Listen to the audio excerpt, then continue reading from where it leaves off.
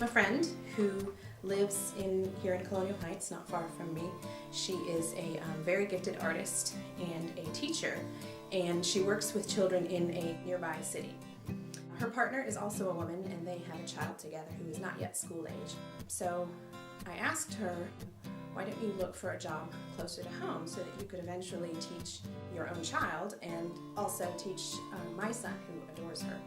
And she said that she doesn't feel very safe working in the same area where she lives because in the state of Virginia it would be perfectly legal to fire her for being gay. It hadn't even occurred to me that that would be an issue, and she said that all it would really take would be for one concerned parent or one coworker to see her with her partner at the grocery store, in the park, or just around the community, put two and two together and start asking questions.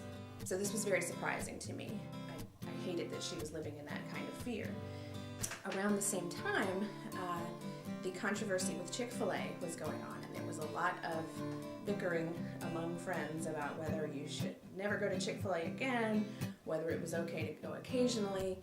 A lot of people said, my kids love Chik-fil-A, I can't just stop going there. And so there was a lot of bickering about that topic going on.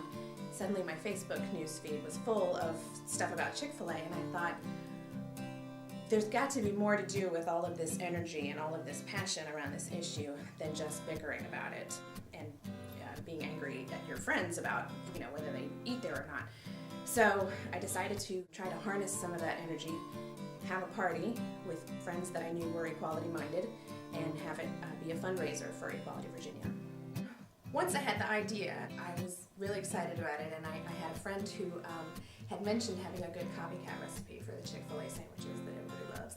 I got in touch with her and said, would you be willing to make those sandwiches for as many people as I can get into my house for a party for this? And she said, absolutely.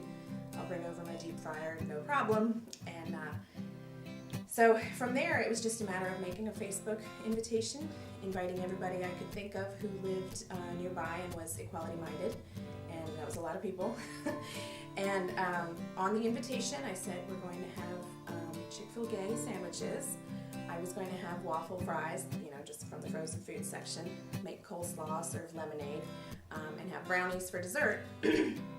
And I said it doesn't matter if you're still eating there or if you've quit it cold turkey. The point is, if you're equality-minded, come and have a nice chicken dinner among like-minded people.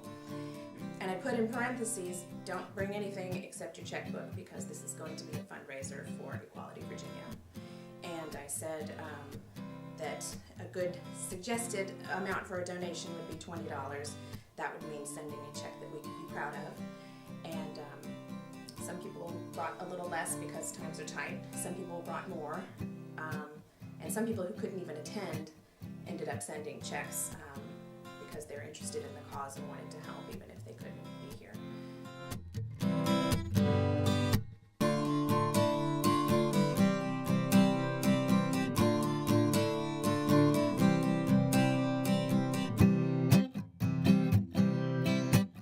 Energy in the party was great. It sort of pulled people from different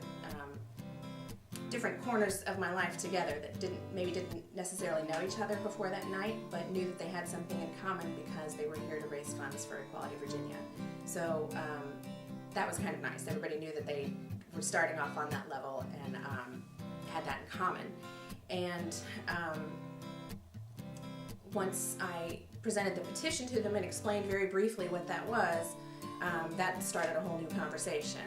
And it was all very upbeat and a good time, and it wasn't until the next morning that I got the box off of the table where the donations had been put in. I just had a labeled box saying, put your donations in here. And I knew that people had been stuffing things into it all night but hadn't really been paying attention to the amount that we were raising. I started with the idea that if we can send $250 or $300, that will have been time well spent, and we can be very proud of that. The next morning, we dumped the box out on the table, started counting up all the bills and counting up all the checks, and came up to $675. So more than double the amount that I would have been perfectly happy with. And it was just because of people who have the same goal got together, had a good time, and instead of bringing a bottle of wine or a side dish or whatever people usually bring to their party, they just brought $20 or so. So easy.